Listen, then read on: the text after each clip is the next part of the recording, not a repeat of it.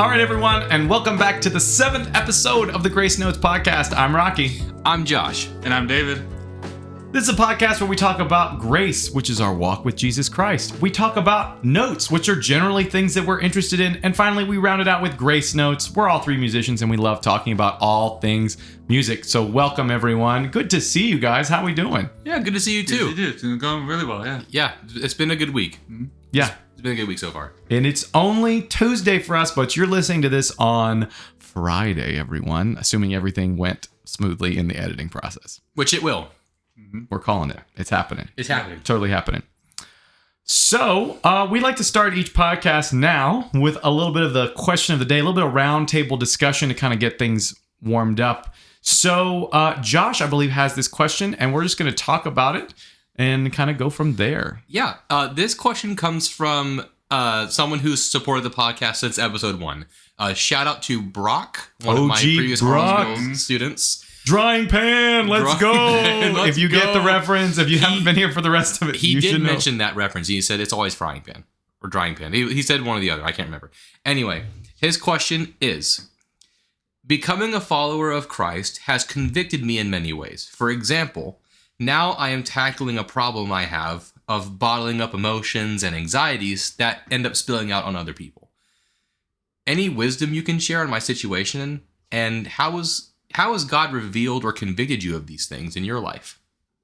I think that's a really, really good question. It's a really great question. I feel like I think every Christian deals with it at some point because, first of all, I think realizing it is half the battle, right? Like that is proof that the Holy Spirit is working and going, I do have these problems. Because, I mean, I'll tell you, there were many times where I lived in isolation by myself as a single man where I didn't realize that some of the things that like I had tendencies towards were bad because they didn't affect anybody but me.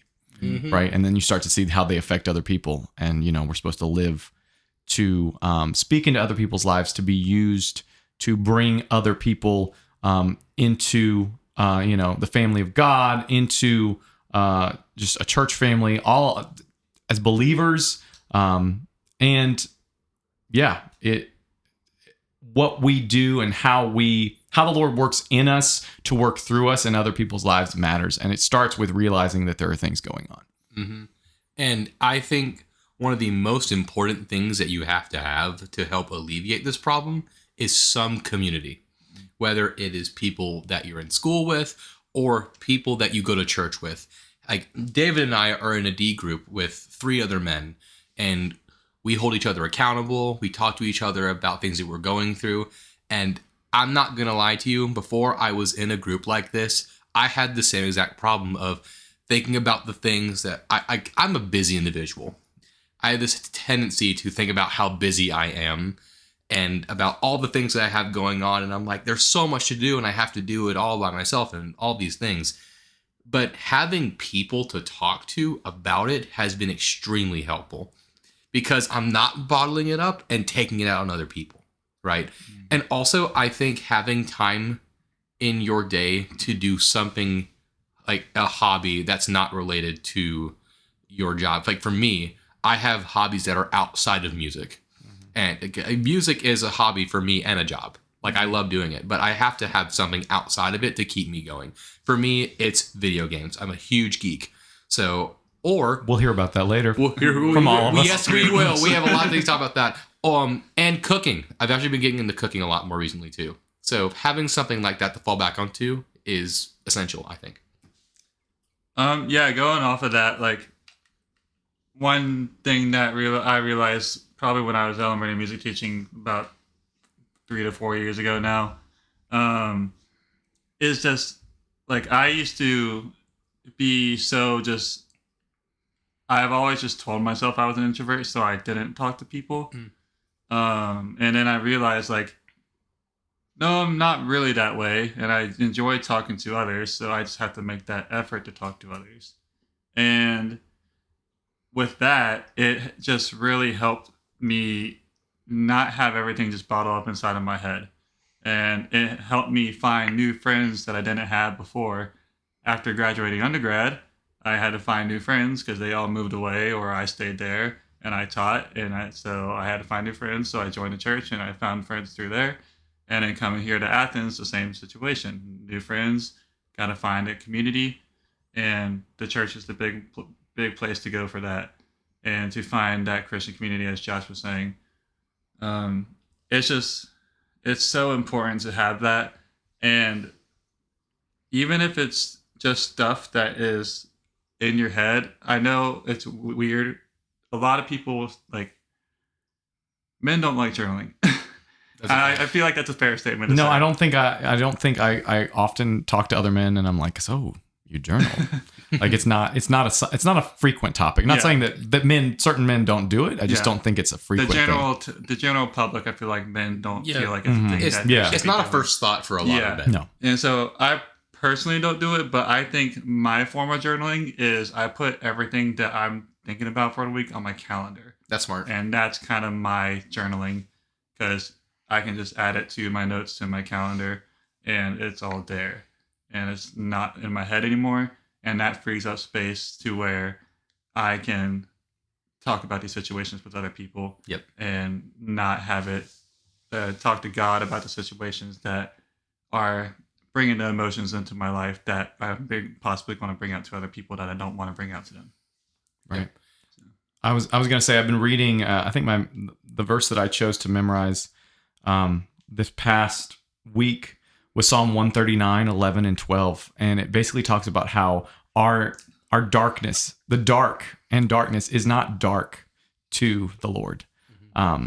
He is the light, the everlasting light. And I think when we are isolated, it's very easy for us to just kind of accept kind of who we are and what we're doing as normal, or even worse. Sometimes we make it worse than it actually is, or regardless of where it's at, running to him and running to the light is always the best option. It may feel worse after you take it to the light because sin is being revealed or tendencies are being revealed, but that tug at your heart is something that I can personally testify to of how the Lord has convicted me about things in my life.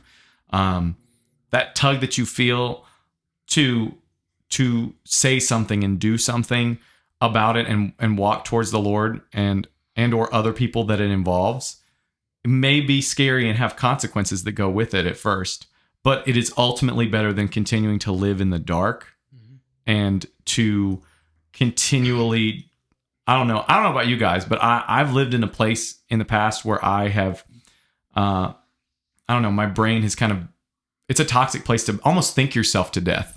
Not like to death, but it's a very toxic place because you're just thinking in circles. And I like how you put putting it on your calendar or journaling in some cases helps get some of the frazzledness out of our own heads. I think sometimes you can just be in this state where you're like, I don't know what's true, what's not. I don't know if I have thought this.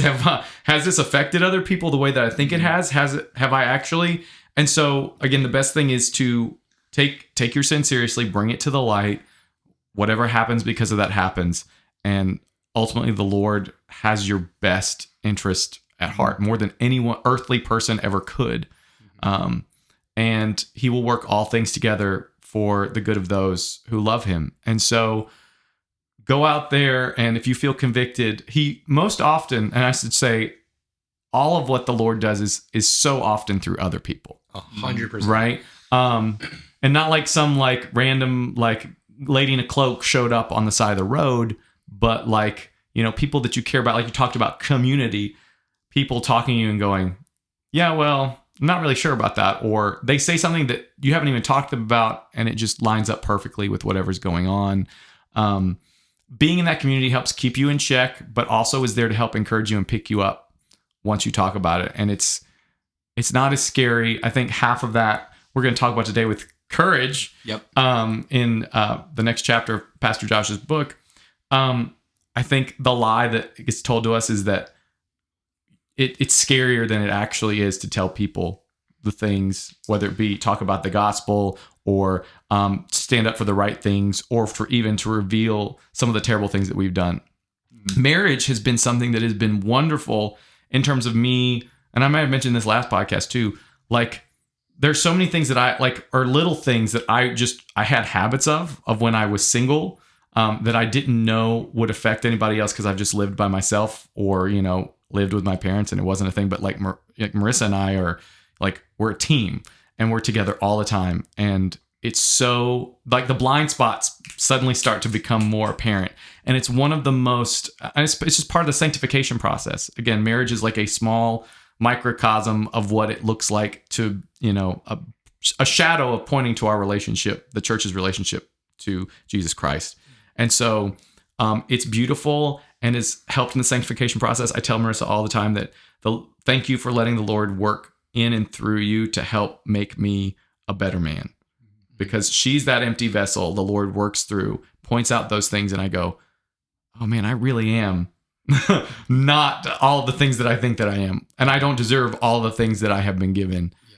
And it really humbles me and brings me to a place where I can go to her and go, yeah, I'm sorry that I was stupid the other day. Like, I'm sorry that I said this thing about like being really vulnerable. When we first, I was such in a control, like worshiping control when we first got married that I had just, I left my house, the house that I bought with my own money, and we moved here, and I'd only decorated my own place, and I'd lived that way for years. And I came in, and we were moving all my stuff in to this place, and she has a much better decorative eye than I do. Can we just acknowledge that for those of us that are sitting in this room? Like, it's very obvious. And so my pride got in the way, and also my need to control things. And I was like, I was freaking out about where she was putting things I disagreed with, where they should go. And looking back on it, I'm like, that's so stupid. But it was something that I had to grow through and like spiritually mature in as well. The Lord was revealing things about my heart, not just about the fact that I wanted this portrait like 12 centimeters to the right, or I didn't like having things on the wall because I might bump them because I'm a klutz. It's things like that don't make any sense. Or I don't want a footboard because my shins might hit it.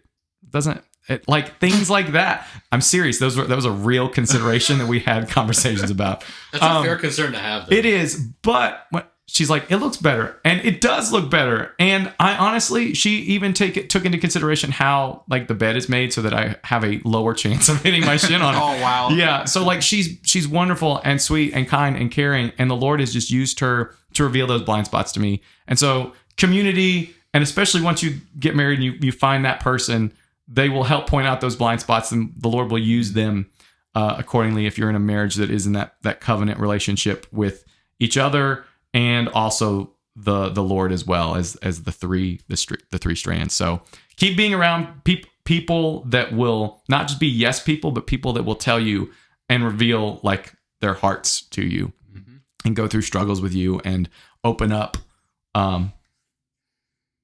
So that's what I got. Sorry, I'm long-winded, but it's just that was authentically things that have happened. Yeah.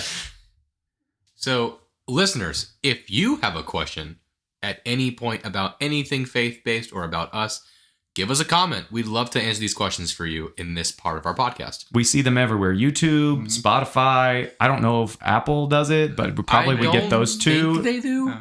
I could be wrong. You can also send it by pigeon if you can figure that out. I'm just kidding about that. But seriously, leave us a comment. We'd love to answer your question, or email us. But commenting is probably easier. That's right. That's true. We do have an email. We have an email. You could just email us too. The Grace Notes Podcast at gmail.com. Yes. I said that with a question mark because I always wonder if the is at the front of it. And it's right. Okay, It'll be in the link in the description. Link in the show notes. Yes, absolutely. Fantastic. Again, thank you, Brock, for that question. That's a really real thing that people go through. And as Rocky said, being aware of it is just a testament of the Holy Spirit working in you. And I want to say one more thing. Yeah. I think realizing that we have access to that Spirit at every moment of our lives is essential for this kind of thing. Yeah. Because you're kind of leaning towards it, Rocky. Isolation is the worst thing to be in. Especially for men. Yeah. If you're in this cycle of your own thoughts, you're gonna. It's this cyclone effect of what's it that Pastor Josh says? It's like a spiral where treadmill. It's a the treadmill. So if you're stuck in this one spot and you're only with yourself, you're gonna have these thoughts over and over and over again. But if you rely on the refuge that is the Holy Spirit, and you go through that, it only makes sense for every situation after that to fully rely on him as you go through what you're going through. So again, just realizing that you have that access to the Spirit at any and all moments in your life, it's not only reassuring and comforting, but it's motivating as you go through and talk to other people. It makes every moment significant too. Absolutely. Which we talked about last week. So, all right. I guess we're going to head into the main portion of our grace section now. Thank you again, Brock, and your drying pan for that seriously lovely question. I keep bringing it up because I love that meme. All right. And apparently we're Pokemon people now here in this 30th anniversary, but here it is. What is one way God has moved in your life this week? And what is one thing God has been teaching / showing you this week? Anyone? I can go first. All right, go ahead. Yeah, David. Mine goes straight to Brock's question, actually. Fantastic. Good Holy segue. Spirit. Good segue. So picking back off of the question and answering what God's been teaching me, so showing me this week, it's more like this month of February that we just finished. I went on a hike Saturday, so I was able to really reflect on the month and just everything that the Lord did for me this month and what He continues to do for me. And He's really taught me how to see Him every single where we go, and not just when we're by ourselves and reading the Bible or at church or just in small community groups with each other.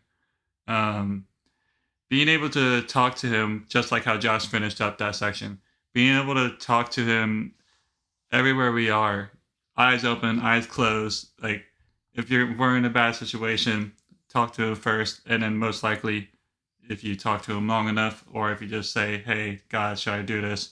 Then if it's bad, He'll probably say no, so you shouldn't do it. And it just makes everything a lot easier to make decisions. For example, like if I am frustrated on homework or if I am frustrated in a practice session, just pause, take a deep breath, talk to God for a second, step outside the room, come back in, and reset. Mm-hmm. And it just makes everything so much easier just to get your heart rate back down and to just realize that you're doing this for a greater reason than just what the grade is. Like Rocky said, you're doing this for everything you're doing is now for a purpose instead of just for school or just for personal reasons. And in turn for that, it has made me more joyful and just made me smile more with the things that He has given me. I typically have a standing straight face where if I'm just like not doing anything, my face will just be kind of just still and not really. And people are like, "Are you okay?" I'm like, "Yeah, I'm fine. I'm happy. I'm just chilling." But even just like walking down a hall or just doing something, just trying to creep that smile in and like smiling at others as you walk past them, or just make their day as you're doing it, because other people could use it too. Amen to that. 100%. And yeah, I realized that on the hike, especially like I was pretty much smiling the whole way down the hike, and people would smile right back at me right away, and like, "Oh, was I smiling that big? Okay." I didn't even realize it, and it was happening. That's awesome. It's like full teeth, grin like. Yeah. Yeah.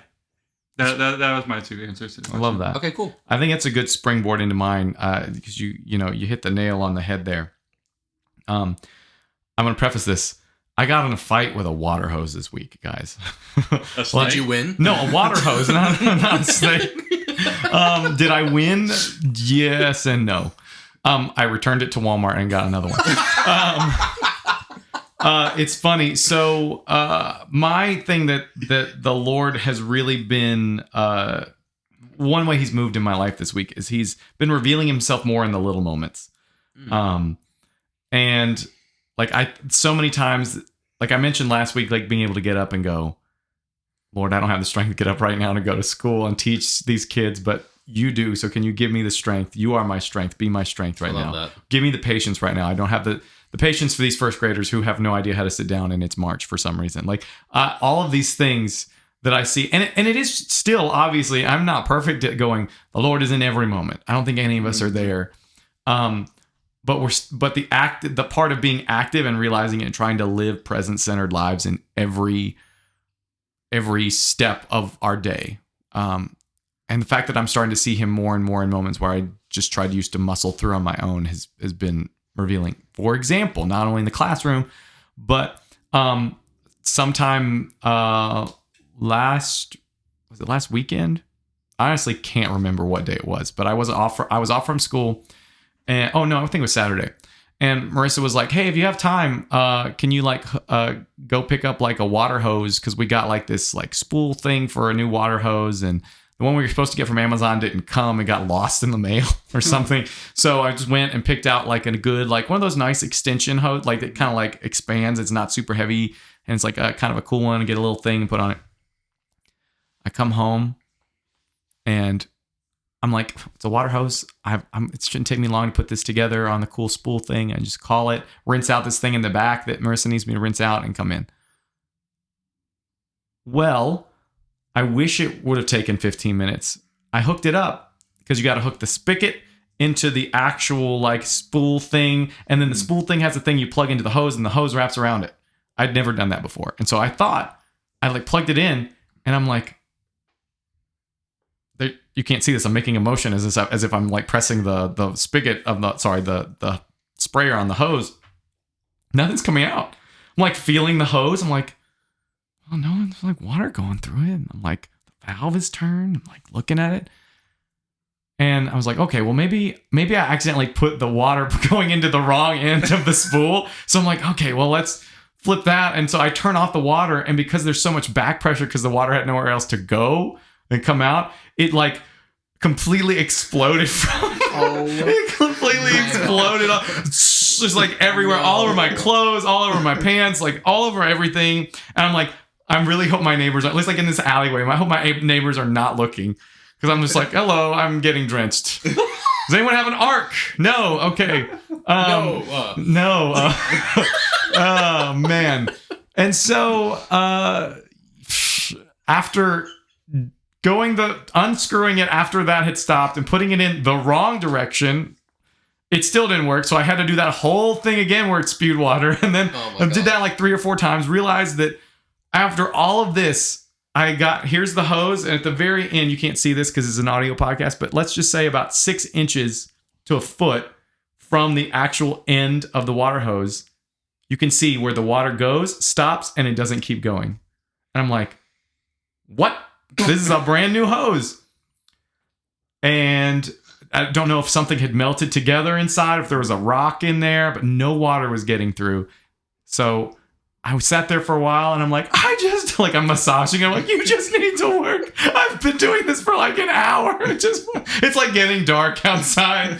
I'm like, this is like, I just felt like what was supposed to take no time at all. I was like, I was going to come in, I was going to Bible study on the porch, like with beautiful lighting. I was like, when do I get to do that? And like beautiful weather. And it just didn't happen the way that I thought I wanted it to go. And I was kind of like, I wasn't like, the first time I got sprayed with water, I like laughed. And then I kind of started getting frustrated. It was taking a long time.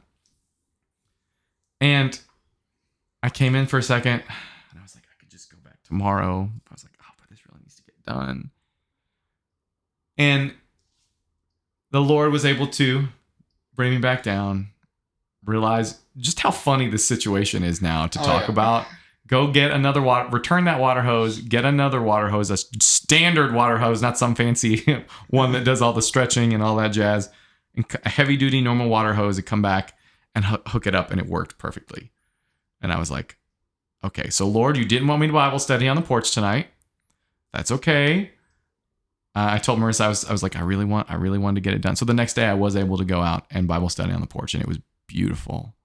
And the Lord revealed a lot of things to me there. And I'm like, I don't know sometimes what his purposes are. Sure, it's a fun story to talk about, but getting to see him the next day reveal things to me, and like, well, apparently I needed it on that day instead of the day before at that particular time. And maybe it was people that were walking by that needed to see me studying on my porch. Like, I don't know. And we won't know a lot of the times what the Lord's purposes are for doing a lot of things, but getting to see him in that moment and knowing that it was used for his glory and my good, even though I don't know fully what it is yet, but trusting and waiting on him for it to be that way. And speaking to the waiting, he's also showed me that waiting on the Lord is not just simply about sitting around and doing nothing. It's about being confident with our faith and knowing what his ultimate goal is, which we know is sanctifying us and glorifying us and bringing his kingdom to the earth, and continuing to, spread all of the joyous news that is the gospel and how it saves people and bringing people to Christ, and knowing that, being able to confidently act courageously, as we're going to talk about. And that's the version of waiting. Is we're not sure what he's going to do, but we're going to do things that align with his mission and wait and hear from him within that. And so that's cool. So I got in a fight with a water hose this week. And then finally, Oh yeah, right. like what? If you recorded that would be hilarious. Yeah. Oh man, I wish I had that on video. I wish we did too.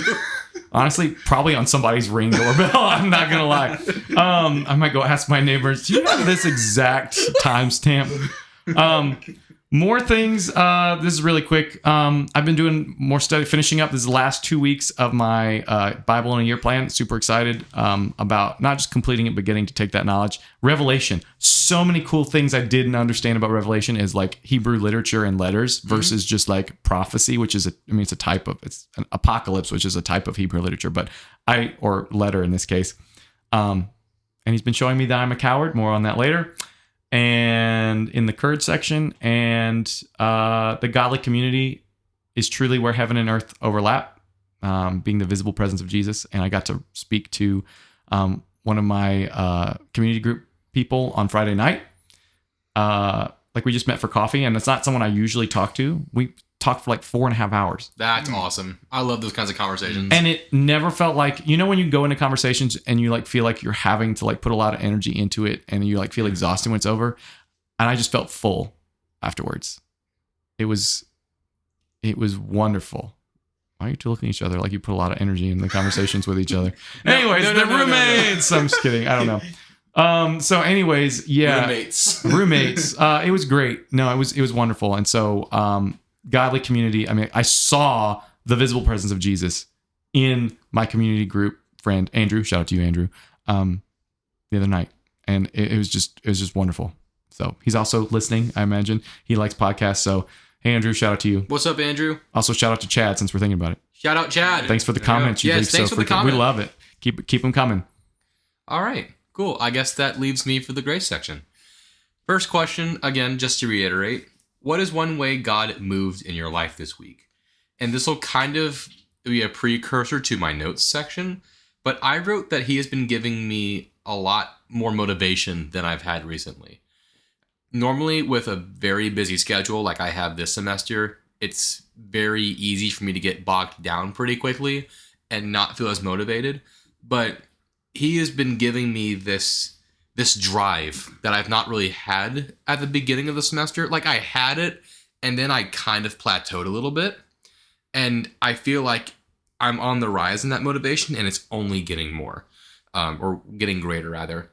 So he's been giving me that motivation in various things. And those things I will talk about a little bit more in the notes section. So stick around for that. And the main thing that I wanted to focus on was question 2. What is one thing God has been teaching or showing me this week? And this is what I wrote. You cannot hear God if you are only focused on yourself. That was my main takeaway from this week. I have realized that in the late hours of Josh Wood's life, that I very much rely on my own voice a lot rather than God's voice. And I know in retrospect that if I were to rely on his voice, that I'd be doing a lot better in these different things. But like you, I am human, and we are sinful by nature, and we do these things, and we do not often think first to rely on him. But it is important to do that, and he's been showing me that I can't, like if I'm looking for him, I can't really find him if I'm only focused on my thoughts and the things that I want.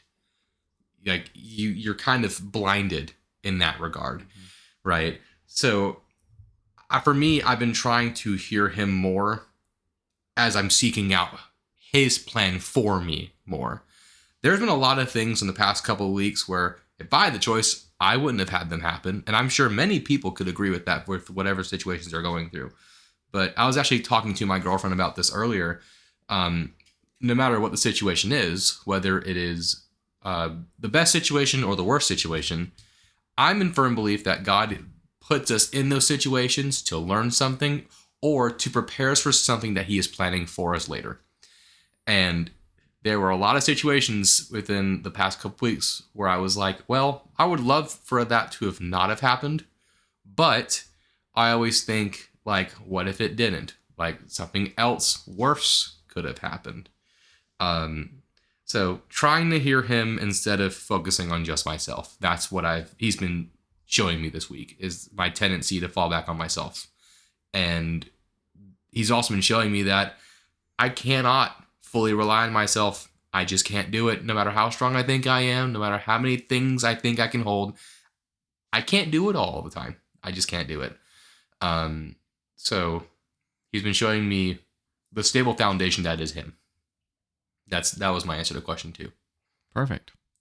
Yeah. It's a good Very week. nice, yeah. Very good week, guys, in terms of what he's been showing us. I love this section because we get to, like we talked about being isolated earlier, like getting to speak these things. I'm not sure I've ever had a time period in my life where I've actively been ask the question, what has God been teaching and showing me every single week? Mm-hmm. And we are in week 7. So I really appreciate getting to do this. And if you're a listener, you should call someone up and tell them this every week, or leave us a comment and tell us, even though that's through text format. We would love to hear what the Lord has been teaching and showing, answer these questions, teaching, showing you what you've been learning. Highs and lows is what we do in D group. Yeah, highs and lows. Buffaloes.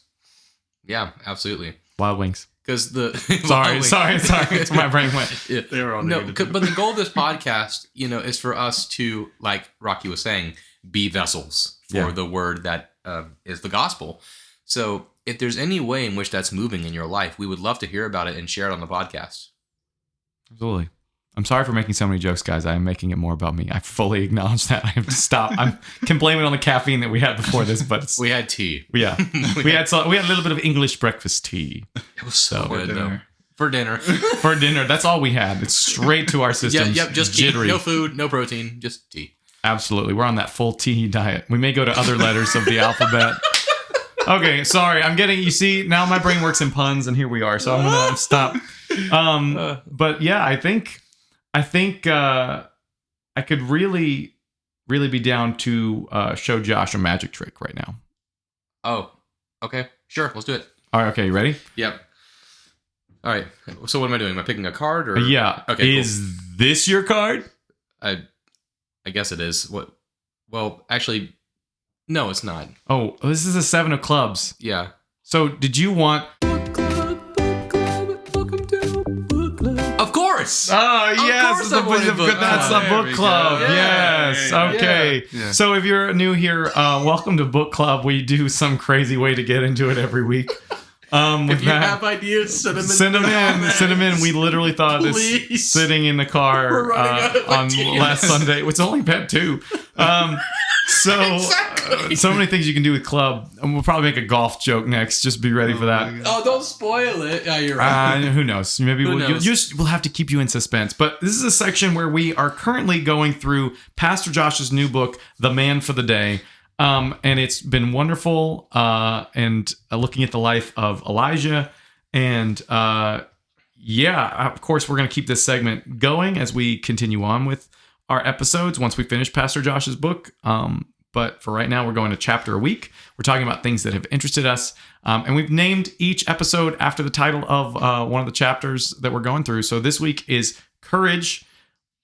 Boys, as I ask every week, is there anything that stood out to you this week about courage? And before I actually do that, I always want to make sure I preface this for people that haven't been going through the book with us. I suggest you can go back and listen to the other, at least, book club sections, so you can kind of keep pace with us. Don't just start in the middle of this book. I suggest you go back because it really is that good. You need to start from the beginning. So, Pastor Josh, at the opening of this chapter says, courage, the spiritual strength to do and say what is right, no matter the cost or consequences. So, boys, what stood out to you? Oh, there's so much to say in this chapter. There's so many good things.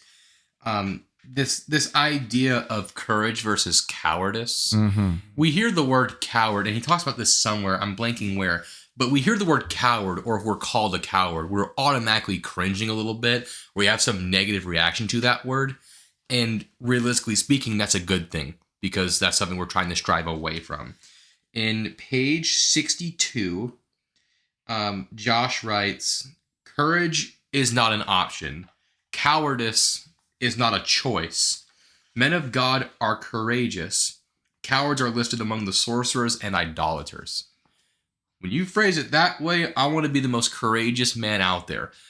you know? And I think the biggest thing I took away from this chapter is that courage, or wanting to display courage, you can demonstrate that you want to display that courage easily. You say that you want to do it. Like, I want to do this, and I want to share this, and I want to do this because this is happening.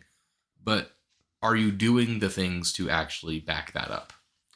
And I think also, like, we can be courageous about the wrong things. Oh, yeah, absolutely. And generally, when we are filled with courage, the biggest point in here to me was, first of all, when he talked about the beginning, sometimes a man can only find his courage by openly acknowledging he is a coward. Mm-hmm. And I'm like reading through all these things. He's like, courage is not an option. I'm like, oh, I have to have courage. I have to have courage. I have to have courage. And I like get to a point where I'm like, I'm so afraid. I was like, I can't possibly do this on my own. That's literally the point. Mm. He goes on to talk about Obadiah and how he was also courageous, but also cowardly. And also Elijah being courageous and cowardly. And you look at all these wonderful godly men as examples that had moments of tremendous spiritual courage. Oh, yeah. But followed shortly thereafter with moments of complete cowardice. Like the Lord hadn't done anything in their lives. And we realize that all that comes from not being full of the Spirit and relying on courage to come from the fullness of God, from Him. We have no hope to be courageous by ourselves. Mm-hmm. It is impossible. And that's the big circle argument I've got through all this is like, yes, I'm a coward. Yes, I have need for the Lord. And when I can act, I mean, we've all had those moments where we say, yeah, I want to be courageous about this thing. And like Josh said, and then we don't go through with it, and we're like, oh, but why? And we just were not full of the Spirit in that moment. We were trying to take charge instead of the Lord, take charge and courageous. In those moments. Mm-hmm. Yeah, I really like how he compared courage and cowardice to the Spirit and the flesh. Yes, absolutely. Because that was a whole new way of looking at the Spirit and the flesh that I've ever heard before. And on the top of the chapter, I just wrote, kind of summarizing what is in one of the sections of this chapter, saying, living and fighting for the fullness of the Spirit gives us true courage. Listening to the flesh brings us cowardness. And it's like Rocky just said about being fully in the Spirit is the only true way to be the most courageous we can be. And Pastor Josh says somewhere, I don't have the page number, but we say we want to share the gospel, but we don't do it. And we say we're too scared to, but that's not we're scared. It's just us being a coward. Mm-hmm. And with that whole new mindset, it just shifts everything that we've been taught the whole entire time, where everything that we focus on is that instead of it being that we're afraid or that we're scared, that's all self-focused. It's that we're a coward and we need to bring it all to God to get the Spirit into us for everything we need to do. Page 73, by the way. Page 73. Love that. And then I also want to go back to page 61. I feel like the word coward and this idea of cowardice may be up there with one of the most misunderstood or taken lightly concepts in our faith.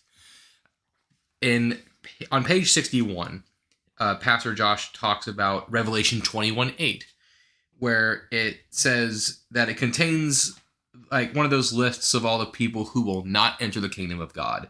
Faithless, detestable, murderers, sorcerers, sexually immoral, idolaters, etc., etc. He goes on later to point out that the list highlights specific sins of the book of Revelation as a whole, but the list starts out with cowards. But the cowards will be in the lake that burns with fire. I think that's that same verse. He also goes on to say, cowardice is first on this list because the coward is contrasted with the one who conquers and gains eternal life in the previous verse. When you put it in that perspective, it's like, whoa, that's kind of a big deal. It's a huge deal. So we got to be thinking about ways how to consistently combat this idea of cowardice and doing so by being courageous. 100%. 100%. I actually have the verse here talking about on page 60, be strong and courageous. Yeah. I have that as a little I don't know, pyramid prism sort of thing you'd put on a desk, very heavy paperweight. It's on my desk at school. Because we go in, it's easy for us to, I don't know, sometimes it's easy, sometimes it's not. It's easier to be courageous with other people of the same faith, I think, and to talk confidently. Like David said, sharing the gospel. I'll be the first to admit that I have been a coward at sharing the gospel for majority of my life. And I like to think that I'm still working at it and trying to get it. We just think that people won't believe it. I was like, but we all did. And we go to a church with thousands of people that also believe the same thing. And so I guess we have a higher fear of men than we do of the Lord, or we don't fear enough of their future. Well said. Yeah. Than we do of our own comfort or our own how they will see us. Yep. And I just part of me also wants, I don't know if this is kind of I don't want to say a red herring, but like a rabbit trail. That's what I'm looking for. Part of me wants to make sure that I do it in a way that, like, I don't want to present them with wrong information. And I feel like that's a lot of people. But then I look at that and go, this is all coming to mind right now. Thank you, Holy Spirit. It's not up to me. Yeah. To like, why am I trying to like force this courage out of a tube? Like it's straining out the last little bit of like toothpaste out of the tube.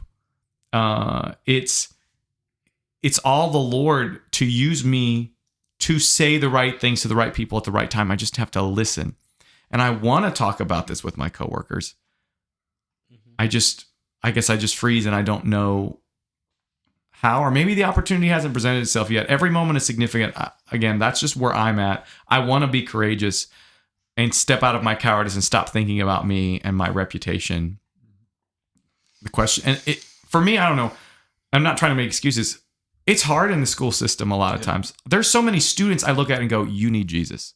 Like, if you knew how much the Lord of the universe loved you, and I could talk about it openly with you and not lose my job, like, you could be so transformed. Yeah. Your life could be changed. And I weigh that and I go, I could either tell them and get fired, or I could stay, allude to it as much as possible to the things I'm teaching, and still get to influence them every day. And we're also called to respect the authority with which we're under. So I'm not just going to go blatantly start talking about things that would get me into quote unquote trouble. I don't know. It's a hard environment to be in, where I feel like if I worked in like a regular office or something like that, it would be, I don't want to say easier to share the gospel, but it's something that only would affect me instead of everything that like is the foundation of what I have. And I don't know, maybe there's other ways. If you have other teachers that share the gospel or can tell me better ways, I can certainly share it with my coworkers. How do we deal with this cowardice, boys? I want to hear what are your thoughts on what I'm saying? This is an open moment for me. Oh my gosh. As an oral skills instructor, this is something that hits me pretty close to home, because like my faith means the most to me. So for me, it's a matter of how can I demonstrate that without losing my assistantship, right? Because I kind of need that to be in school and continue and then get a job at some point, right? So my whole philosophy in how I teach is, how do I make an environment that is fun, safe, and where people are actually learning something? If you walk out of my classroom learning one thing, I consider it a win. I don't care how small the thing it is, how big the thing it is. If you learn something, I've done my job. And you've done your job too as a student. And it's good being in the field I am as a music teacher specifically, because I've had students, I won't name names, who have come up to me asking specifically about questions pertaining to my faith, and they just kind of come up. And that gives me an opportunity to share the music of Christian artists or have a Christian like background. And I had one student I recommended a song to, and they expressed to me through email um, how awesome it felt to know someone as a teacher that had that same faith. I think a lot of students need that kind of push. Not to say that all teachers should go against everything and be like, this is my belief, blah, blah, blah. But I do think, if you are set in your faith and it's something that you believe in, you have to demonstrate it in some way, shape, or form, right? And unfortunately, word of mouth in my certain scenario, it's not ideal. It's not the right thing to do, quote unquote. But anything I can do to show people that I'm living for a God that knows what is best for me, I'm doing my job. And I hope that students would ask me, what is different about you? Like, why do you act differently than other teachers that I have or other colleagues? And then from there, I could be like, it's all based on who I live for. I just leave it at that, and they can take it however way they please. But I would hope that they would understand that it's him. Yeah, I got very lucky in my elementary teaching situation to where, I mean, Rocky, you grew up in it, the Southern Virginia hospitality. Um, and both of my principals that I had in 3 years, I had 2 and 3 years, they were they are strong Christians. And like they they would lead sometimes a teacher prayer before we started school sometimes. That's cool. And I was just so blessed to be in that situation as a first time student. And like so many people I know got a first time teacher. So many people I knew just got put in a bad situation. They fell out of love with music teaching because of it. It is so hard to see that. Yeah. But having that, for me, is my gym teacher at the school, Johnny Mitchell, and he was a really strong mentor for me. He's about my parents' age, and he was able to just be someone to talk to throughout the school day because we both had light schedules compared to the rest of the teachers. We were a small school, and so we would be able to just talk and catch up and talk about the students that are troublemakers and how to deal with them as the special teachers. Because as music teachers, we're the only ones, and we don't have other people to talk to most of the time. Isolation. Yep. Isolation. And so finding the other special teacher that is there with you and figuring out together how we could separate them, whether it's moving a nice kid near those other kids that are troubled students, even though they might not like it, but you can pull them aside and like, hey, I believe that you're a Christian, or I've heard that through talking with your friends that you go to church. I would love if you could just help me out with this situation over here. And their eyes would probably light up and be like, absolutely. Because every student just wants to be pointed out one way or another and helping that. So. Yeah, and as we're sitting here, it kind of comes to mind where I know that I do have some students that have openly admitted that they have the same faith. And wouldn't it be cool? Maybe I can't say what I need to say to others. I know I can talk to them about it. We talked about last week. Grandpa Mike came and talked to me, which was great. Starting a club with a name that doesn't make any sense, and meet after school once a week with some of these kids and talk about how we can actually affect change in our school that's meaningful. And they can talk openly about faith, and I can pour into these young students' lives in this club. That's just where my brain goes. So that's something that just got put in my head. I don't know if that's possible. I guess I'll have to talk to. Well, you have to think about it, because a lot of high schools and middle schools, they have that athletes Christian. I forget what the program's called. Oh, I think of it too. I know what Oh you're my talking gosh, about. what is it called? FCLA. That sounds right. Yeah, I think So it's Might be different. in other FCLA. places. What does FCLA stand for? again? Federation of Christian Athletes. Yeah, that FCA, is that it? FCA. FCA, not there we FCLA. go. Was I don't know where the L came I don't know where the L came from, but yeah. Sorry. Yeah, so maybe you can frame it like that to where it's not. I mean, it has Christian in the name, but that's student-led association. yeah.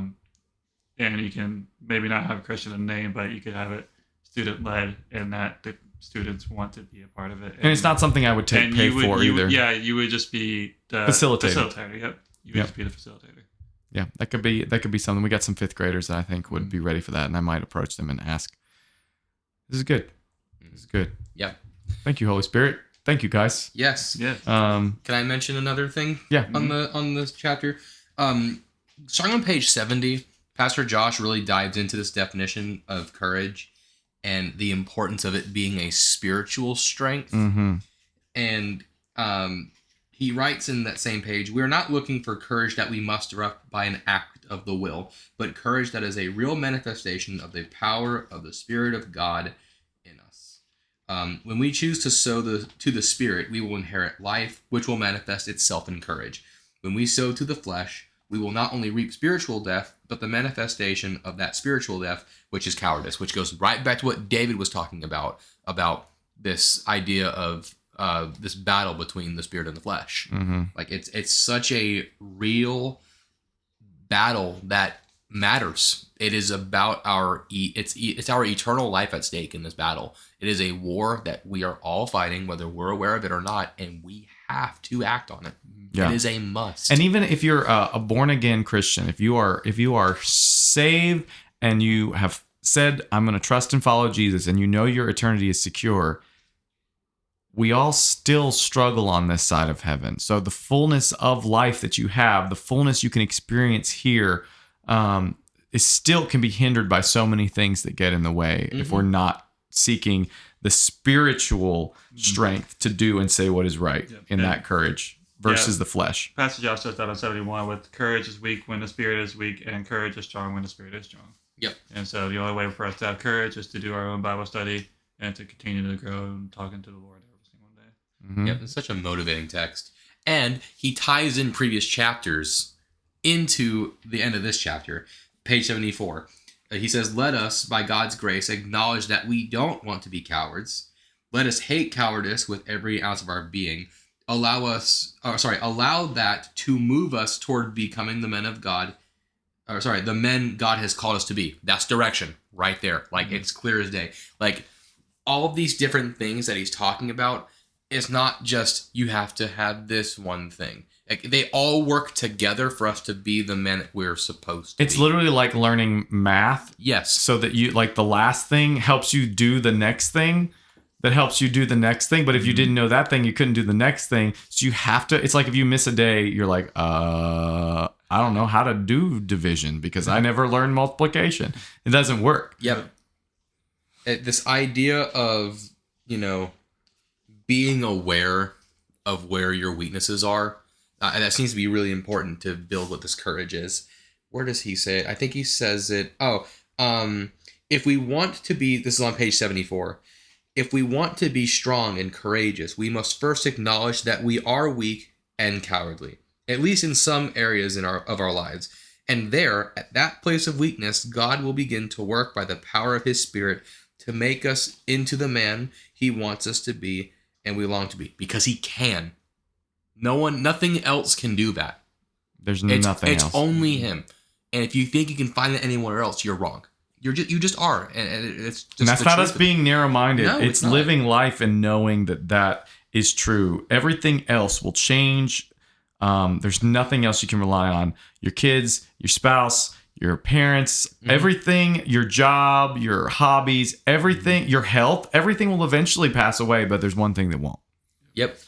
It's a very real thing that matters, and there's going to come a point where you're not able to tell the people that you're close to again about this news. So you have to really take that seriously as you're going through your life. Are you in a spot where you are courageous enough to share that truth with someone who doesn't know it yet? I mean, I'm not the first to admit that I have been very cowardice in that regard. I'm really bad about it. I'm so bad about it. But reminding ourselves, like, first to be being aware of it is work of the Holy Spirit. But, taking the steps that are needed to, one, acknowledge it, but then move forward with it. That's how we build courage. And it's a spirit thing. It's fully a spirit thing. Crawling is better than going backwards. Yep. We're vessels, right? Mm-hmm. And anything that we're taking in, we're going to pour it out to other people.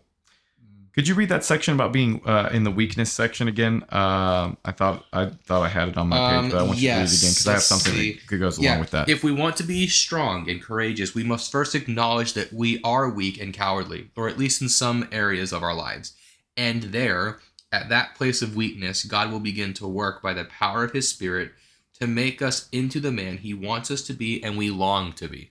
In 2 Corinthians, Paul this is my verse. This is like my favorite Bible verse. Yeah. In 2 Corinthians, Paul is talking about this thorn in his side. Yep. And it says in 2 Corinthians 12, this is verse 8, prefacing it, 3 times I pleaded with the Lord about this, that it should leave me. But He said to me, and this is verse 9, but He said to me, my grace is sufficient for you, for my power is made perfect in weakness. Yep. Therefore, I will boast all the more gladly of my weaknesses so that the power of Christ may rest upon me. Yep. For the world, that doesn't make any sense. But for us, for me, I just go, yeah, let me stop being self-preserving. Let me stop living in self-preservation. Let me stop trying to pretend like I have it all together and go, yeah, I am cowardly. That's the Lord uses people when they get at their like admit that they're at their weakest point. Yeah. Yeah. And once we realize that we are truly weak, that's when He can start to fill us up. Yep. And we can surrender. What chapter was it where He talked about bringing us down to where everything is just death in us, and that's the only time when the Spirit can actually come in? Yeah. Yeah. I don't remember which chapter that was. I don't remember that. But I feel like it's all the things like surrender, and He's preparing us there, but putting in the right direction. Probably surrender with what it was. Yeah. Yep. I think about one of my favorite verses. This is the one on my lock screen. It's John 3:30. He must become greater, I must become less. Any plans that we have for ourselves, they're just not going to be enough. They may seem like it in the moment, but in the grand scheme of things, with a God that can see literally everything that you're going to go through your life, oh my God, the Holy Spirit's moving in me. I'm sorry. He can see everything in your life, every single thing. And you think you know everything from one moment, and you don't. We know nothing. We know nothing. We know literally nothing. So wouldn't it make more sense to trust the God who can literally see everything, how it's going to plan out? Mm-hmm. When you put it that way, it only makes sense to trust Him. He perfectly loves us. Why wouldn't we trust Him? Yet we still can, just in our nature, think that there's so many moments where we go, I know better, even though we don't say that out loud generally. Yeah. I know better than God. We don't say it, but we think it or feel it in what we feel. And that's sin. That's pride. Yep. And we lay that down. We humble ourselves, and that's when He can truly go, yeah, I can use that. And spirit of cowardice and all these things, they're not from God. They're not. It's solely just what we gather from being in a world that is covered in sin. Mm-hmm. We live in a broken world. This is not functioning. Yep. Not the original function, not the original blueprint, not functioning the way it was intended. No. Because Satan separated us from the presence of the Lord, and Adam made that choice, and Eve made that choice, and here we are. Yep. Eternally trying to get back into the presence of the Lord, which thankfully, because of Jesus and the Holy Spirit and the Father, we have the opportunity to be at peace with God and to be always in His presence. Yep. Wow. Yeah. Way to talk, guys. This has been great. Yeah, this is good. I want to end this by saying on page 75, the man for the day knows that courage comes from the Spirit of God. He does not fight for courage, but for more of God's Spirit. Mm-hmm. He knows the cowardly spirit is from the flesh and the courageous spirit is from God.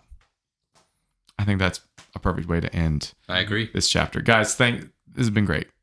Thanks for the advice. Thanks for letting the Holy Spirit talk through you and just, yeah. So hold me accountable in making this club happen at school. Oh, yeah. Yeah, absolutely. Choir ended today. Wow. After school choir. Wow. So literally, and by rehearsals, we still have like a performance next week and then a party and then this thing. But why not take that time and use even like 30 minutes of what was supposed to be an hour and just, or maybe it'll go longer, who knows, and just meet with some of these kids if they're in the after school program and talk about it, or even if they're not.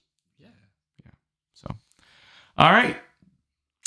I almost thought we had a fun segue for this one. I was going back to the magic trick thing, card trick. So it's time to pray. So David, would you mind closing us out in prayer today? I can do that. Let's pray. Dear God, thank you for this amazing conversation that Rocky, Josh, and I get to have every single week. And like we mentioned before, if it wasn't for this podcast, we would still be doing it and just getting to know you better. But now we get to share it with other people through this new tool that this podcast is bringing us. I pray that for us and for every listener that is going to listen to this podcast, that they may feel the Spirit just tugging on them to be more courageous throughout the week and the rest of their lives as they're continuing to grow and continuing to learn about you. In Jesus' name I pray, amen. Amen. All right, I guess it's time for Trivia!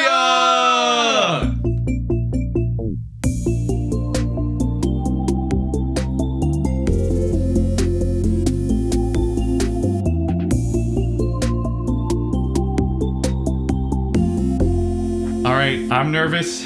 If you missed the last episode or the last couple episodes, we are in the David cycle of being the trivier. Me and Josh are the trivies. That means that the current score, Josh has 3, I have 1. Maybe this is my comeback arc. Probably not. Hey, I came back to last. It's true. You came back in that final episode. He almost did it. Of my round. Yes. Okay. So let's see. Whichever one you want to ask us first, David, take it away. It's 2 topics: gaming or tech. You don't have a preference? I kind of want to do gaming. Okay, we'll do gaming first. Okay. It's gonna flow right into the notes section. Yeah, right. In the spirit of Nintendo. Okay. That in all the news right now for us gaming nerds out there. Woo! There's a possibility for 2 points. Oh shoot! Okay. I could come back. You could. When was the Game Boy Advance released in the United States? Oh no. And the price it was originally released at. So do we have closest gets a point or 2 points? Yes, closest to both the date and to the price. Okay. Yeah. You'll be surprised about the price, I think. Interesting. Because that could go either way. It could go either way. I have my guess.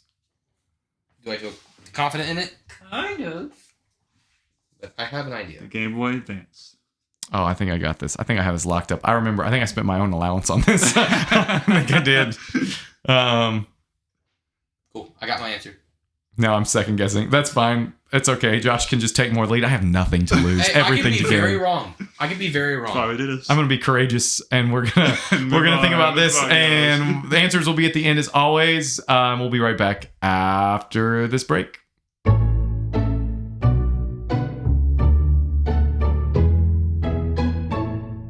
All right, everyone, and welcome back to the Grace Notes podcast.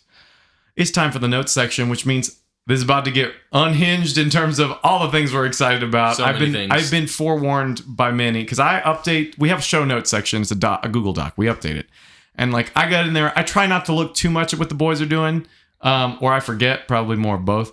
Just because life. But I update mine, and then I don't think about it. But Josh came in and he was like, "This is gonna be a nerdy notes section today." So he didn't have the country accent. I added that. So that's kind of my default sometimes. Josh. So yeah, you know me, just country boy. Yeah, you know Josh and Joshua Wood. You know me about country boy. Yeah, from Delaware, Georgia. Already unhinged. Okay, so who wants to kick us off in the notes? Okay, Josh, starting off. I raised my hand. His hand went up so fast. I did. I don't have a lot of things, but I'll start with the not nerdy thing, and then I'll dive deeper into the nerdy thing. So I said in the grace section that God has been giving me motivation, right? So the big thing that he motivated me to do was clean my room. Yes, sir. Yeah. Now, let me tell you something. I'm going to be really transparent with you all. My floor was not visible for some time. David saw it, and he was like, wow. I can see your carpet. Yeah, no, like he didn't know I was cleaning. This happened Saturday, by the way. I spent the morning at Jittery Joe's working on stuff for my classes and everything. And I came back and I had the day open and I said, you know what? I'm just going to clean my room. I feel like organizing. I'm going to get everything set up. And this was while Dave was on his hike that he'll talk about later. And I'm finishing up my room and I hear him walk in and I'm like, yes, I get to see his reaction. And he walks up the stairs and he went, wow. He's like, I can see the floor. The floor. And I was like, I don't know. I can walk into my room now and I've realized that if my room is not organized, I'm not going to be organized. If my room is neat and put together, I'll be more neat and put together. I just need to keep that intact. But he's motivated me to do that, and that was fun. There's something therapeutic about it. It's true. It is. Yeah. It's true. And then the other thing that I mentioned, this is getting to the nerdy part of it. Pokemon Generation 10 got announced. Yes, wins And waves. And I'm sad to see that Pokemon Winds is not an actual wind ensemble with Pokemon in it, but instead a game. Okay, that did not land as No, well as I was literally thinking about like, I'm usually a water guy. I'm always like, okay, except for Cyndaquil and Fuecoco, I'm usually a water starter guy. You don't like Chimchar? Who? I'm just kidding. No, I know who Chimchar is. Chimchar's the GOAT. What do you mean? Nah, it's all about him. Oh my gosh. Piplup. I almost said Poplet. I was like, that's not right. Poplio is the other generation. There you go. There are too many closities. Yeah. I usually am just all about water. I'm an Aquarius, in case you didn't know. God. No, I'm kidding. Well, no, I am technically I don't look into any of that. I'm just like, I like water, okay? H2O. I love H2O. And we've gone off the rails. And we're off the rails. All that to say, I'm like, my brain goes, I think I do well with the waves Pokemon. But then I'm like, but I play a wind instrument. And part of me would just love to have Pokemon winds, you know? Yeah. I have a decision to make before 2027. We got time to figure that out, though. But it looks good. It looks great. It looks really good. I think I'm trying to decide which starter to pick, and I'm leaning towards the fire type. I think I looked at... have to wait until the final evolution before I have to decide. You sneak peek the final evolutions? I don't. Well, I try not to. I mean, they announce them most of the time anyway, and so they haven't announced the Pokédex yet, so... I think I would wait for the typings of the final evolutions before. I think that's more. I've already made my decision. What are you choosing? Gekwa? Yeah, Gekwa's cool. Not much support for Brout. Although no, Brout. That's why I'm waiting. I feel like there's gonna be something with the eyebrow and a sprout, so I'm guessing it'll be like this giant unibrow that's gonna be grass. It's gonna be a giant flower that grows could up. be. Because it's a sprout, right? It's gonna be, his name's gonna be like Flowl. I don't know. Like, they've already had multiple sprout starters though. They have. But and we've also seen like a lizard type. Now I know geckos are not whatever. But like we have had one water version of this before. Yeah. So, I don't know. I was like hoping for something a little different. Yep.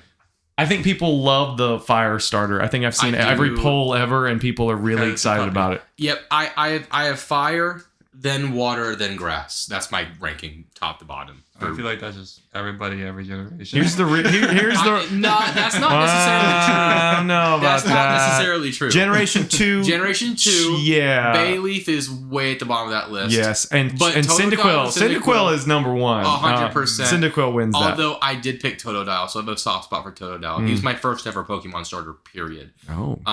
Him and Chimchar, those are like my top two. I also am a big Oshawott fan myself. Gen 5 water starter. Falls into Samurai.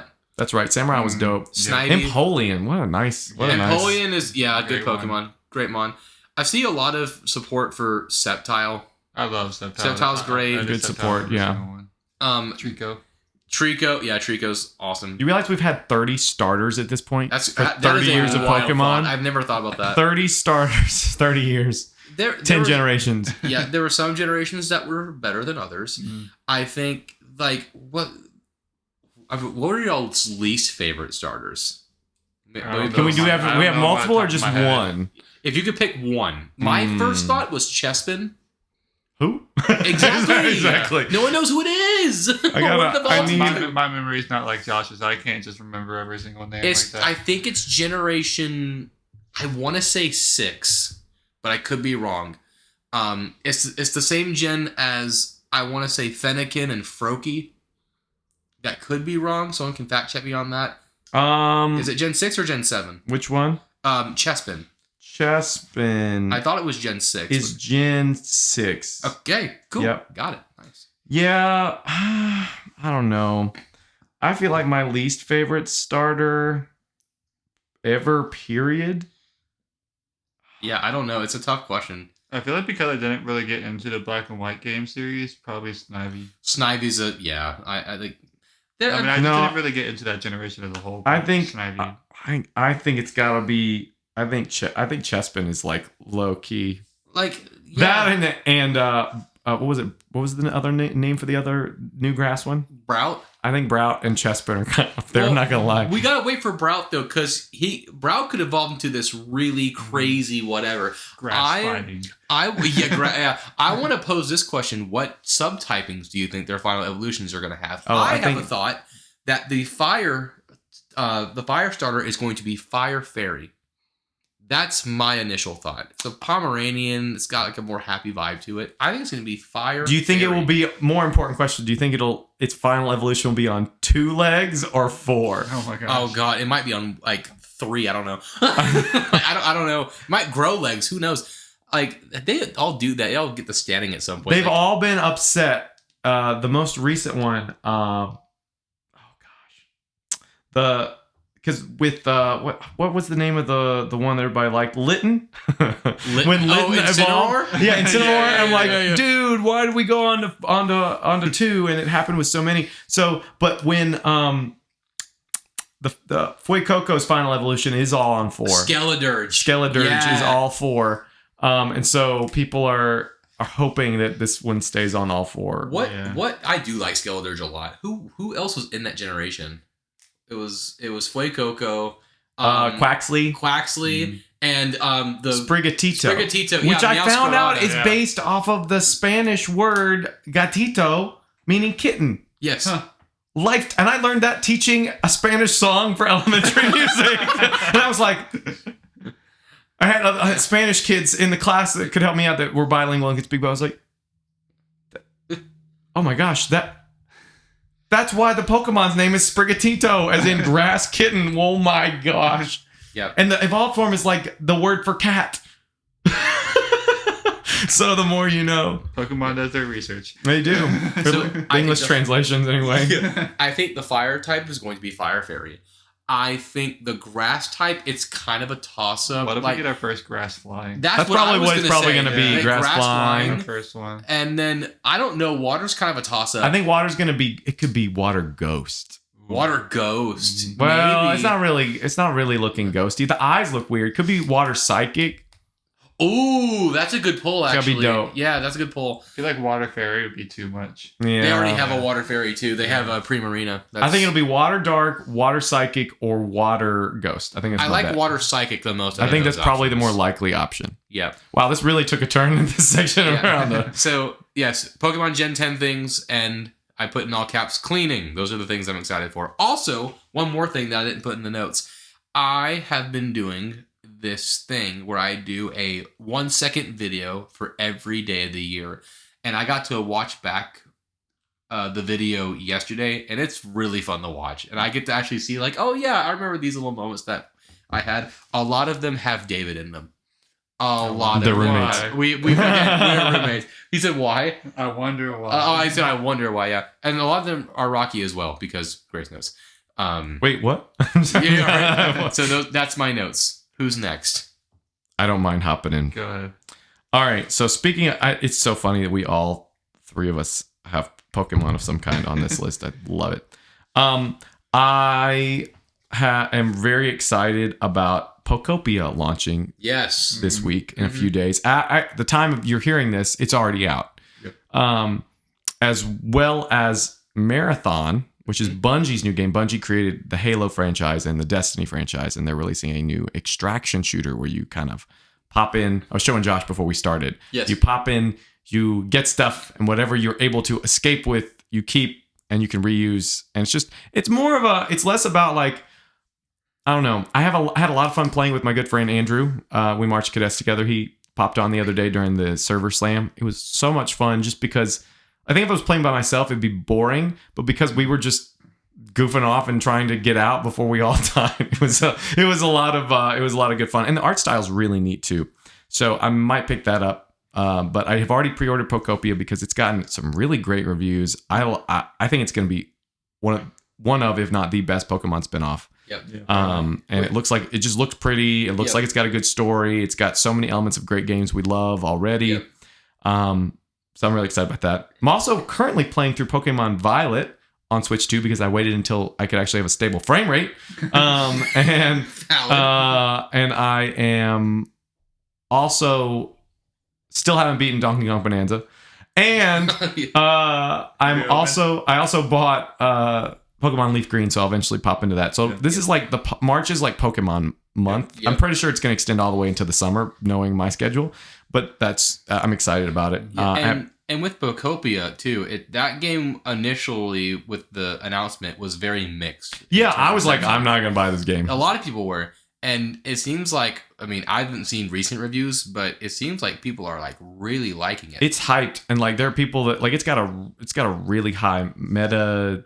What is it? The Metacritic? Yeah, really high Metacritic combined score from everywhere, according to people. I haven't actually looked it up. I've just heard through the grapevine. So that's very exciting because we need that as Pokemon fans after all this time. And finally, something unrelated to Pokemon this week that I'm really excited about is I've started using, as of like 2 days ago, so I'll let you know how it goes next week when we do another. It's been a full week. This app called the Routinery app. It looks like that one, right? Like a circle with a circle.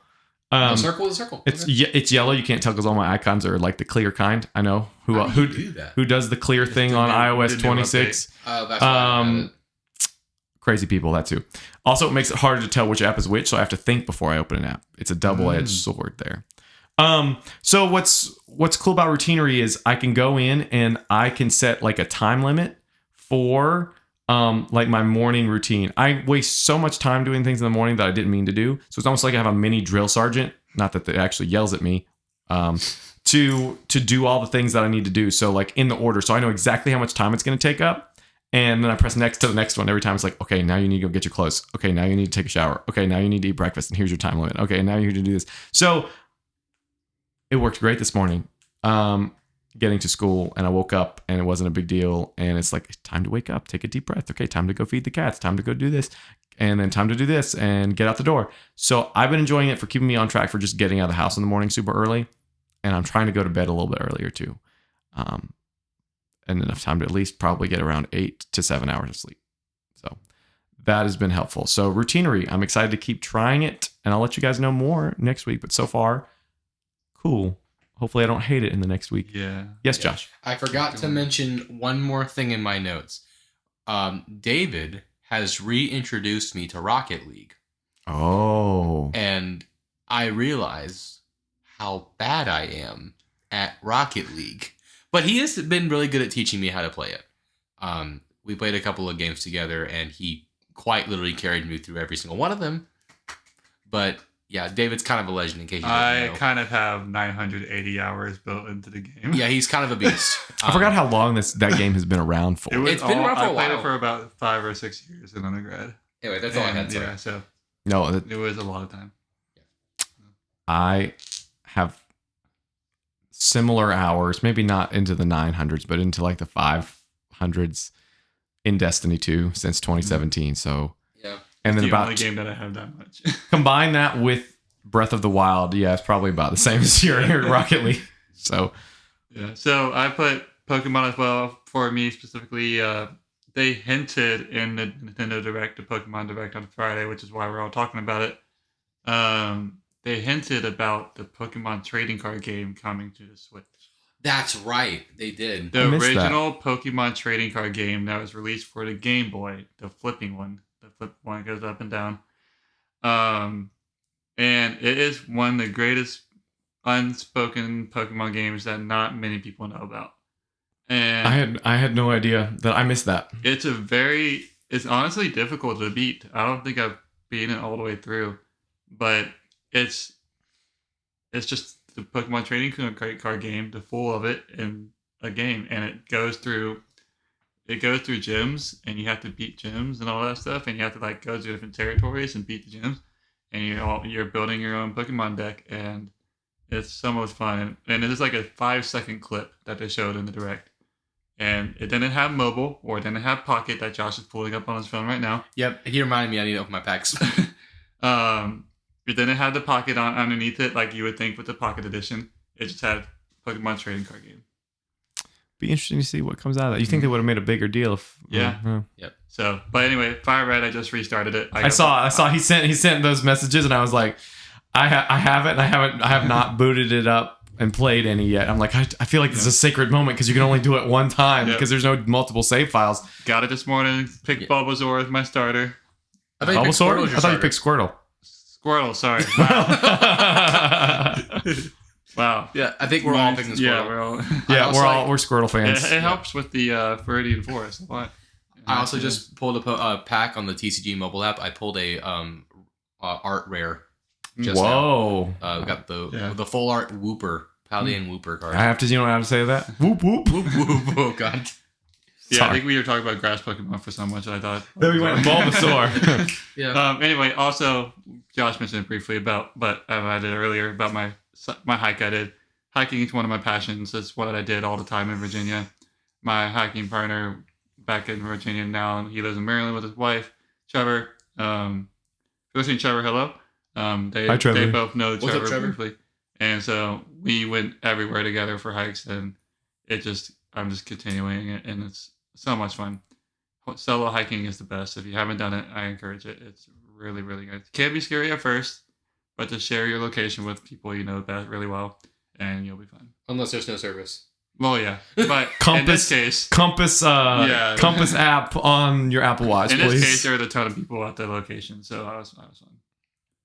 But yeah, cool, man. A lot of Pokemon things to look forward to this week. So many things. Really, just this year. I think that's true too. Pokopia, I think, has game share, so we may have to. Once I get to where that's able to be a thing, we should try that along with Kirby Air Rider sometime this weekend. Do you have any theories as to what the legendary, like box legendaries, are going to look like for Gen 10? I think it's going to be a French horn on winds. Yeah, for sure. And I think Waves is a fishbowl. I don't know. Our Pokemon that we mentioned, surfboard. Bracket these and bracket those. Bracket those and bracket these. It'll make an appearance. Yes, I'm sure. I'm gonna laugh so hard if they actually they have a year, so they could have listened to this podcast and said bracket these and bracket those. We gotta get that's it. We gotta get it translated to Japanese so that the creators can understand. All right, if you speak Japanese, we want you to faithfully translate bracket these and bracket those for us. And I think with that absurdity, it's time for trivia.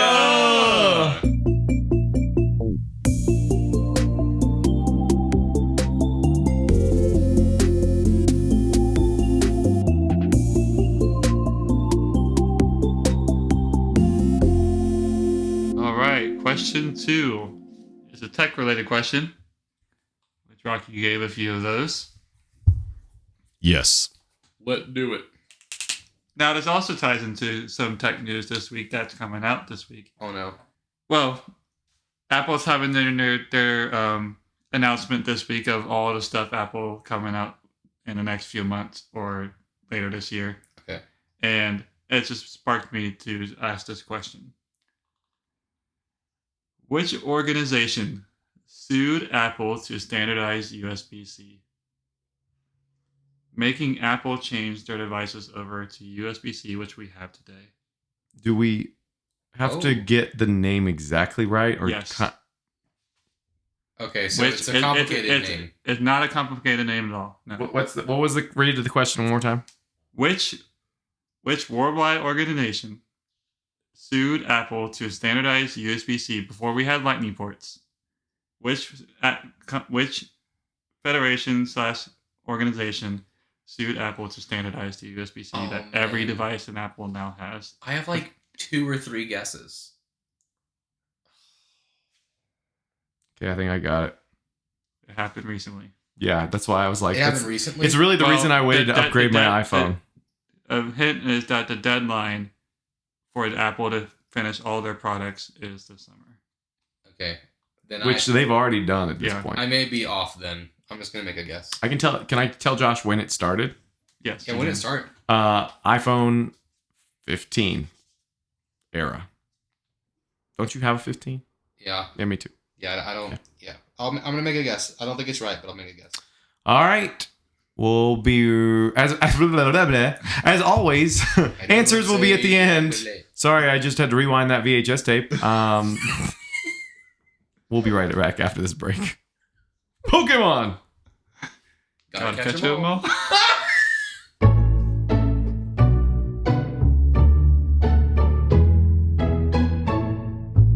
All right, everyone, welcome back to the Grace Notes podcast. This is the aptly named Grace Notes section. We're musicians. We talk about things that interest us music-wise, or we're excited about, or things that have happened this week, anything music-related, as well as our Christian song of the week. So, who wants to kick us off? I can start us. All right. Yes, sir.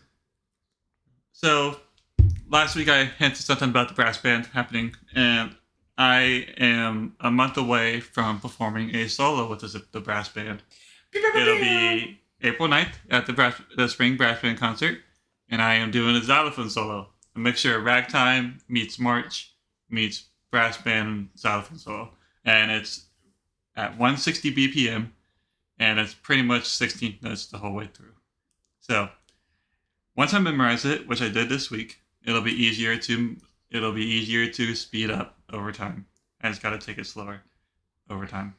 And it's one of those things that I realized people like watching percussionists because of just how visual it is. And this piece is a reason why people love watching percussionists, because of how visual it is. Yep. And it's just a fun ragtime tune.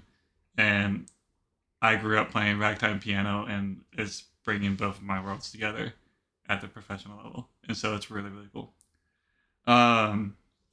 But other than that, my lessons the past couple of weeks with my teacher, Mr. Adams, have gone really well, preparing me for what's ahead, and just like I mentioned before, just trying to get back into technique and focusing on the basics again.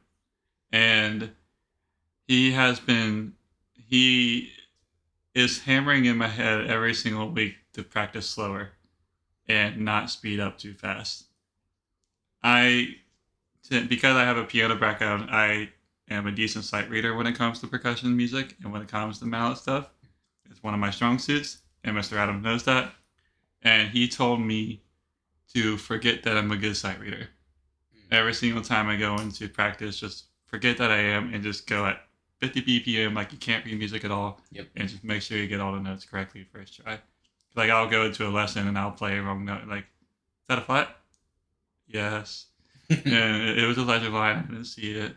And so it's one thing the next few weeks I'm going to be really working on, and it's just slowing down, focusing, and not trying to speed things up, even though I'm still kind of trying to catch up my hands to get faster as well, especially with this brass band piece at 160. Yeah. But if I can't play it, if my hands are right slowly, I won't be able to play it faster anyway. So yeah. As a horn player, I do that same thing where I see a piece that's on the faster side and I want to kind of go for it right away.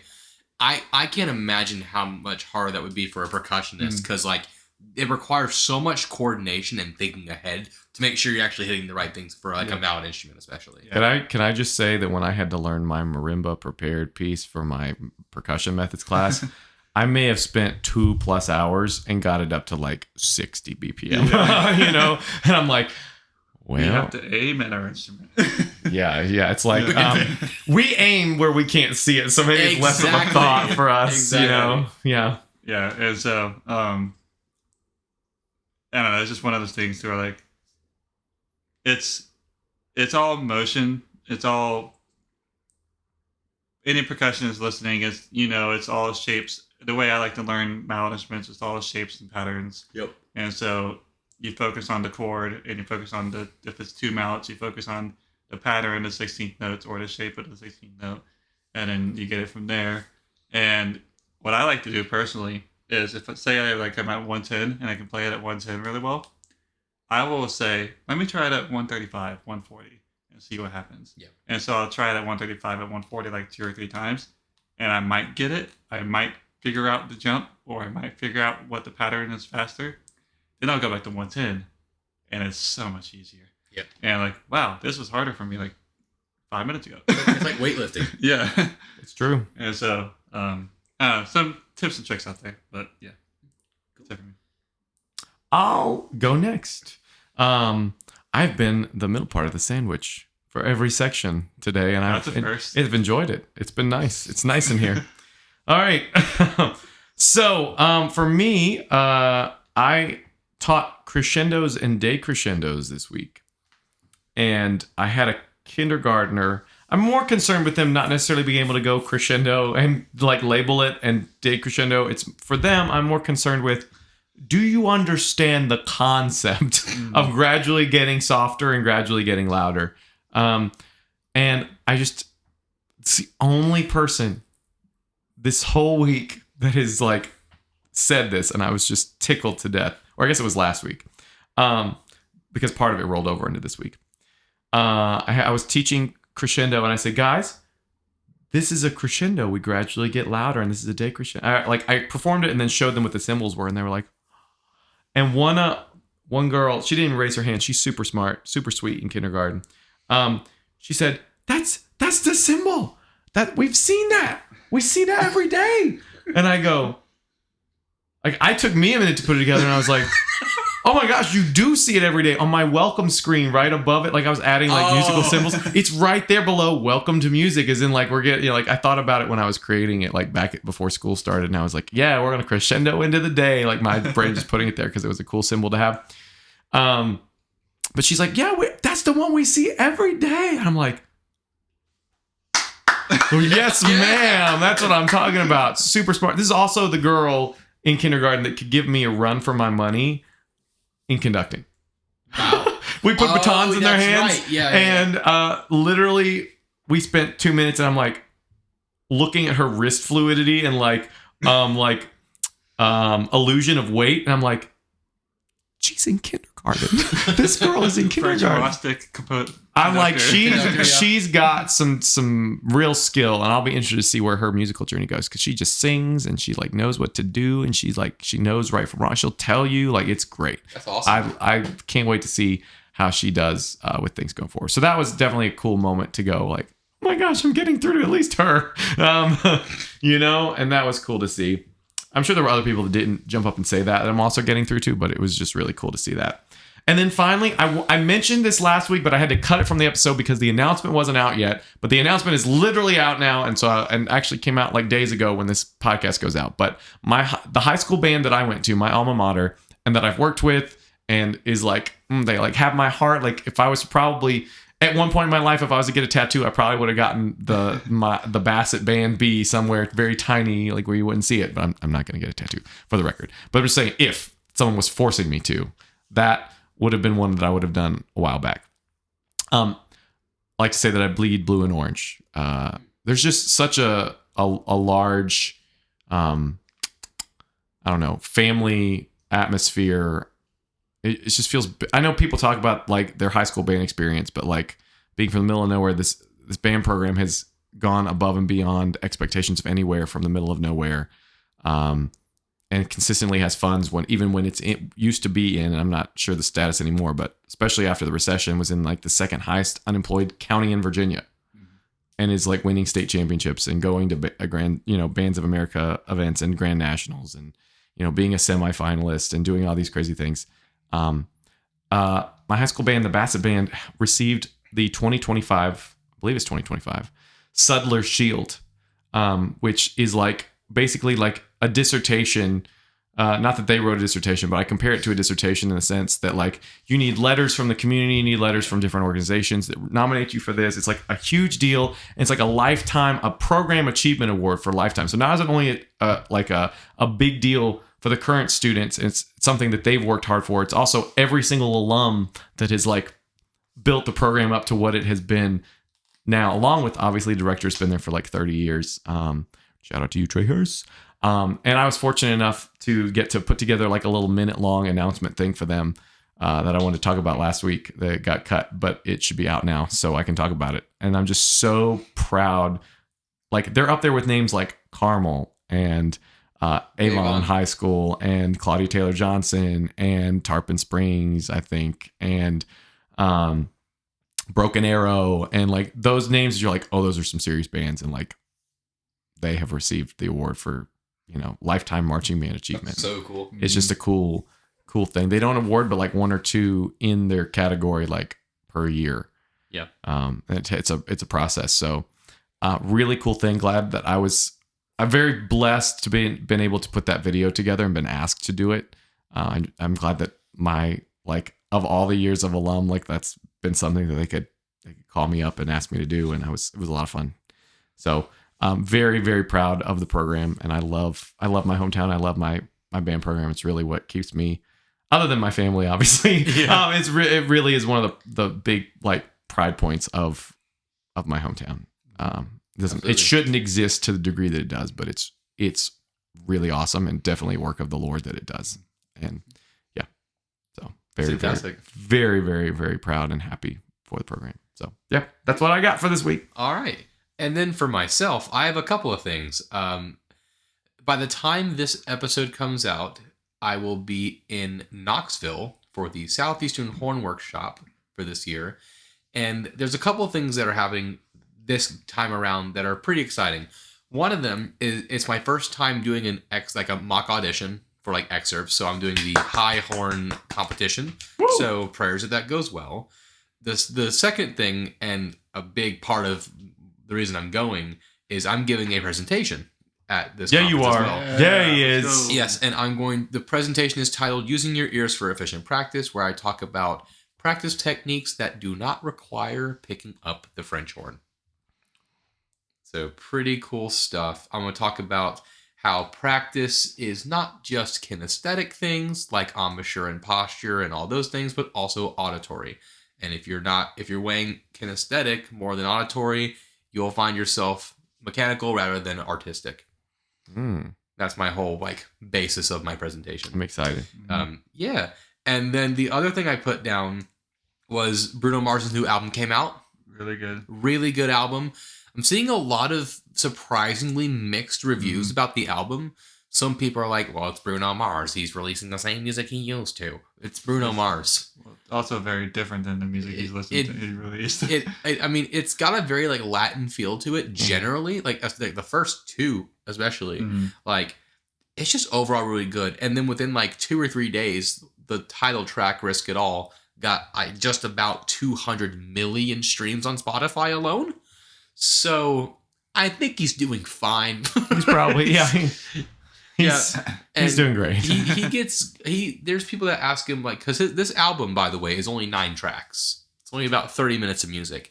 You have people who give albums out and they're an hour and some change. And Bruno got asked, why are your albums so short? And he says, and I quote, if I can't get you in 9 songs, I'm not going to get you in 19 songs. And I like that. Yeah. Because the thing about his albums is every single song on that recent album is fantastic. There's not there's some that I like more than others, sure. But all of them have such intrinsic value. There's not just one that's universally oh, this one's not great. They're all great songs. Quality over quantity. Exactly. Mm-hmm. Exactly. Which is why I'm a big Bruno Mars fan. And I actually got to analyze his music last Friday in my oral skills class. And now they're kind of wanting to go through the rest of the album. So we'll see if that happens. I used it in my drum set lessons from my drum set student. It's good. It's just good stuff. And because of this album and my liking towards it, I realized that one of the songs fit very well with another song. And so I made a mashup. And I posted on Instagram. And Young Man. The song is titled On My Soul. And I mashed it up with YMCA. And I posted on Instagram thinking, oh, yeah, my people will find it funny. Yeah, I got 11,000 views. And I'm like, oh, okay, cool. That's all right. I wasn't expecting that. People had differing opinions on it, whatever. I thought it was really funny. And my personal thought is like, I want to post things that like I like to post. And I thought I just love making random things like that. And I thought that was really cool. So yeah, if you have me on Instagram, check it out. Which you can find on our Grace Notes podcast Instagram. We have all of our profiles linked there. So which is always in the show notes. Always in the show notes. Always in the show notes. Go to the link tree. Yep. And then I also want to wrap this back around. My Christian song of the week. Oh yeah, we got a pew pew pew. Well, yeah. Well, we'll just kind of work around. Intentional. Totally intentional. My song is a throwback. So here's the thing, right? Just dive in. Just tell us what it is. Yeah. Tell us what it is. Well, David has got. Sorry, that was bad. That was so bad. Go ahead. So, in case you haven't gotten, the song is called "Dive" by Stephen Curtis Chapman. The song came out a while ago. I don't know exactly what year. But David was showing me all these like older like Christian song bangers. Early 2000s. Early 2000s. And he's like, have you ever heard this before? And I'm like, no. And he's like, dude, what'd you listen to? And I said, my dad. That's what I listened to. For those who don't know, my dad, he is a Christian songwriter, like very local, but like he does things very often. So I was spoiled. I grew up with that, and that's all I needed. I was good. So I didn't listen to other stuff. So now I'm listening to it and I'm like, Dad gum, this is some really good music. So my song for this week is called Dive by Stephen Curtis Chapman. I'd recommend giving it a listen. As for my Christian song of the week, I chose... That's a weird song. What? Yes. No. It almost sounds like... No, my Christian song of the week is What He's Done by Passion and a bunch of other artists that are featured along with Passion. It is wonderful. It's just all about praising the Lord for what He's done. And that list just goes on, and it's you could not fill books with all the wonderful things that the Lord has done. So just, if you haven't listened to that song, give it a listen. It's also great. Just a great thing to cry out and praise to the Lord. So that's my Christian song of the week. And we totally sang it, this past week at Prince as well. We did. And the church was fired up. It was so good. It was amazing. It was so good. My Christian song of the week is If We Ever Needed You by Casting Crowns. One of their original albums, Until the Whole World Hears. And I forgot how rock and roll Casting Crowns was when I first started. Dude. Yeah. And like that's what we grew up with, and then they moved away a little bit away from the traditional rock and roll, but they were still rock-esque in our current stuff and latter stuff. And like I mentioned before, I think just talking to Rocky and Josh before we started the podcast today, there were so many songs that we listened to maybe in youth group or in elementary Sunday school and stuff like that we just listened to them and we liked them. And yeah, we sang the songs to them, maybe not. I don't think I sang a lot to them because I was a very, very shy kid. But now that I know, with my growth in the Word and the Spirit being stronger in me, and I can understand it better, there are so many great messages in those songs that we sang every single week. And I can just put on a song and I know every single lyric because I sang it every single week growing up. And it's just really cool to be able to now understand what those words mean and how they're still relevant today. Yeah, and I feel like always be relevant. I think it's also a good look at growing up in church and reading a lot of the Bible, but not fully grasping the depth of some of the words that are written, and then circling back to it as an adult and going, "Oh my gosh." Mm-hmm. It's just beautiful to see how the Lord works like that. So it's really good stuff, guys. And I guess with that, it's time to wrap up. Trivia!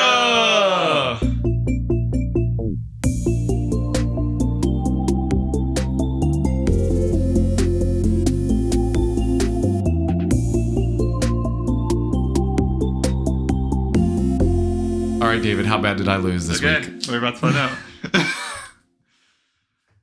So the first question's worth 2. The last question's worth 1. Yes. Is there a chance? There's a chance I could beat Josh this round. There is. For today. One more round after this. One more round after this. Okay. All right. So there was a date part and a price part in the first question. When was the Game Boy Advance released in the United States and price of that Game Boy Advance? I will flip mine first. I said 2002 for $99. Oh, wow. Okay. I said 2001, 1999. Oh, no. Oh, no. Okay. The answer is June 11th, 2001. No way! At $99. No way! So We split the point. We split the They point. both get a point. Oh, my Was God. that expensive? Yeah, Yeah, right? it was. I saved up my What? money for I that. was like, Game Boy I Advance didn't know it SP was was that 150 much. if I remember. I remember that I'm one. like, man, I did realize not know I that. didn't realize how much my parents spent Wow. for 3 kids getting the Game Boy Advance. Like, that's crazy. And our money was worth more back then too. Yeah. That's crazy. I did not know it was that much All money. right, so point for both of them. That's So awesome. we nothing's changed. changed. I don't have a chance of catching up yet. So Cup Brady doesn't even split. That was cool. That was insane. Which organization sued Apple to standardize USB-C, making Apple change their devices over to what they have now? Josh to flip is over first. I put the one and only Microsoft because I did not know. My answer, the EU. The EU is the Yes, correct the answer. European The European Union. Union? Yes, the What? European Union. Because Yeah. every majority of the companies already in the European Union had a standardized system of USB-C, and they couldn't buy Apple's products because it had lightning cables. I did not know that. Well, cool. Yeah. got the So win I there. have 2 points. Josh has 1 point. So that brings us up to I have 3 and I Josh have has 4. 4. So I'm behind by 1. This is a Anyone's good nail game. biter for the final round of David Trivia next week. Now, everyone, next week is spring break for you GA students, for Josh and David and my wife. So we're planning to record a little later in the week than normal. So if by some chance something goes wrong and we don't get it out exactly Friday at 8 a.m., it will be Friday probably sometime. Yep. Okay? So just stick around. It'll come out. We're probably going to record Thursday at some point. All right? So, guys, thanks for hanging out. Thanks for being awesome men of God and continuing to help me seek out courage and specifically the Spirit of the Lord. And just thanks for being awesome and thanks for being here every week. It's a pleasure always. Oh, great being here. Yeah, absolutely. I agree. And with that, I'm Rocky. I'm Josh. And I'm David. And this has been Grace Notes. Ba-dum-ks. Amazing. Notes. Podcast. Grace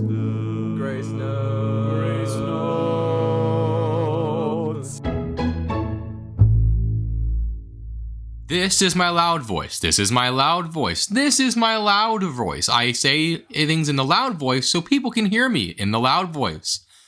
And this here is my quiet voice. My quiet voice is used at late hours when I don't want to be heard by other people. This, again, is my quiet voice.